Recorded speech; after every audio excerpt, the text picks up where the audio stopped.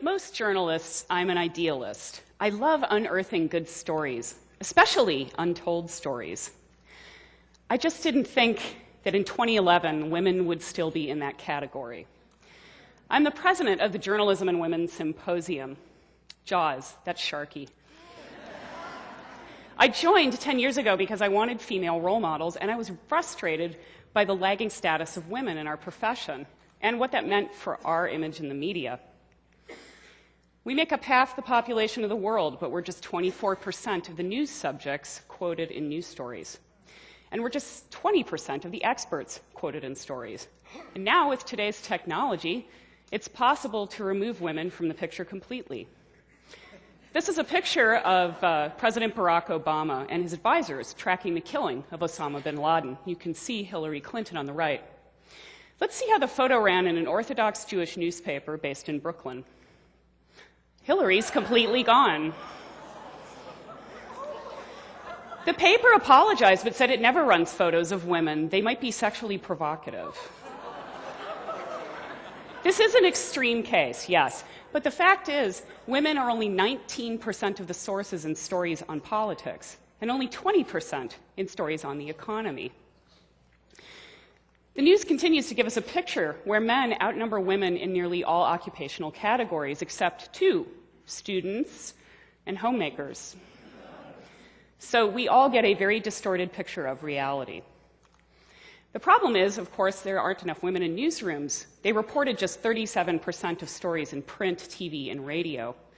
Even in stories on gender-based violence, men get an overwhelming majority of print space and airtime.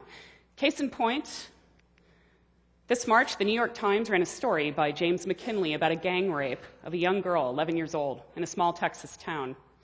McKinley writes that the community is wondering, quote, how could their boys have been drawn into this? Drawn into this like they were seduced into committing an act of violence. And the first person he quotes says, these boys will have to live with this the rest of their lives. You don't hear much about the 11-year-old victim, except that she wore clothes that were a little old for her, and she wore makeup. The Times was deluged with criticism. Initially, it defended itself and said, these aren't our views, this is what we found in our reporting. Now, here's a secret you probably know already. Your stories are constructed. As reporters, we research, we interview, we try to give a good picture of reality. We also have our own unconscious biases. But the Times makes it sound like anyone would have reported this story the same way. I disagree with that. So 3 weeks later, the Times revisits the story. This time, it adds another byline to it with McKinley's, Erica Good. What emerges is a truly sad, horrific tale of a young girl and her family trapped in poverty. She was raped numerous times by many men. She had been a bright, easygoing girl. She was maturing quickly, physically, but her bed was still covered with stuffed animals. It's a very different picture. Perhaps the addition of Ms. Good is what made this story more complete. The Global Media Monitoring Project has found that stories by female reporters are more likely to challenge stereotypes than those by male reporters. At KUNM here in Albuquerque, Elaine Baumgartel did some graduate research on the coverage of violence against women. What she found was many of these stories tend to blame victims and devalue their lives. They tend to sensationalize, and they lack context. So for her graduate work, she did a 3-part series on the murder of 11 women found buried on Albuquerque's West Mesa. She tried to challenge those patterns and stereotypes in her work, and she tried to show the challenges that journalists face from external sources, their own internal biases, and cultural norms.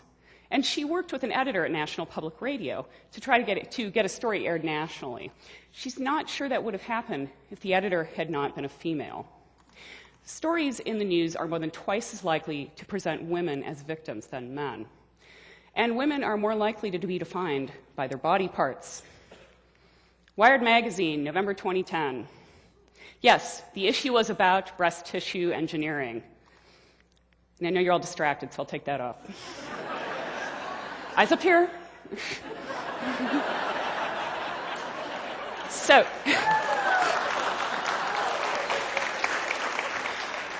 here's the thing. Wired almost never puts women on its cover. Oh, there have been some gimmicky ones, Pam from The Office, manga girls, a voluptuous model covered in synthetic diamonds. Texas State University professor Cindy Royal wondered in her blog, how are young women like her students supposed to feel about their roles in technology reading Wired? Chris Anderson, the editor of Wired, defended his choice and said there aren't enough women, prominent women, in technology to sell a cover, to sell an issue. Part of that is true. There aren't as many prominent women in technology. Here's my problem with that argument. Media tells us every day what's important by the stories they choose and where they place them. It's called agenda setting. How many people knew the founders of Facebook and Google before their faces were on a magazine cover? Putting them there made them more recognizable. Now, Fast Company magazine embraces that idea. This is its cover from November 15th, 2010. The issue is about the most prominent and influential women in technology. Editor Robert Safian told the Poynter Institute, Silicon Valley is very white and very male, but that's not what Fast Company thinks the business world will look like in the future. So it tries to give a picture of where the globalized world is moving. By the way, apparently Wired took all this to heart. This was its issue in April. That's Lemore Freed, the founder of Adafruit Industries, in the Rosie the Riveter pose. It would help to have more women in positions of leadership in media. A recent global survey found that 73% of the top media management jobs are still held by men. But this is also about something far more complex, our own unconscious biases and blind spots.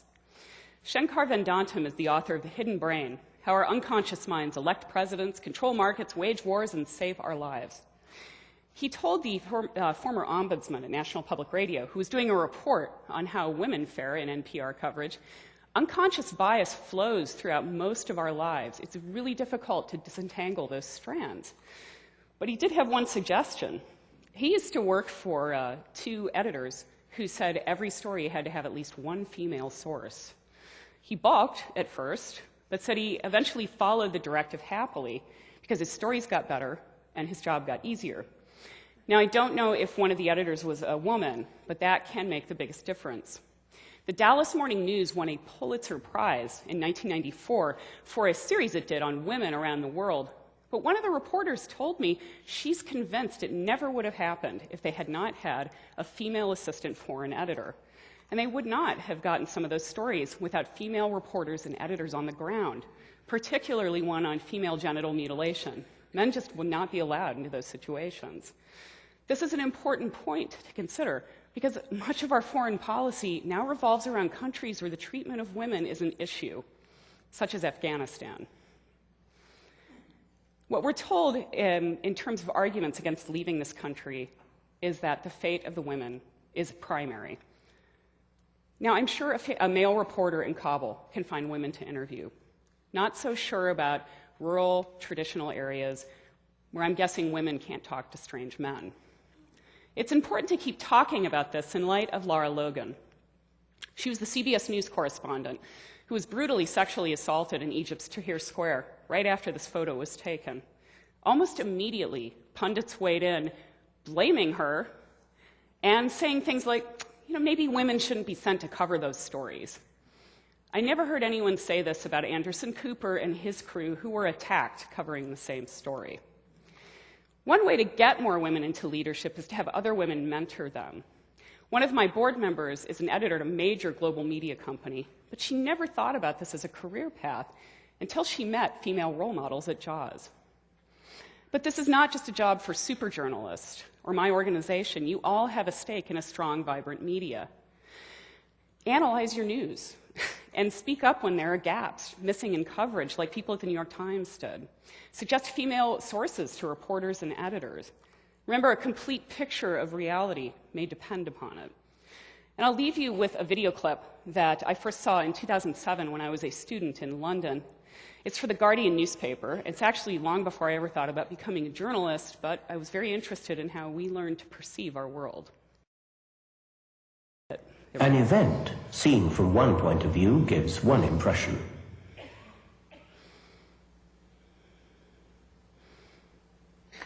Seen from another point of view, it gives quite a different impression. But it's only when you get the whole picture you can fully understand what's going on.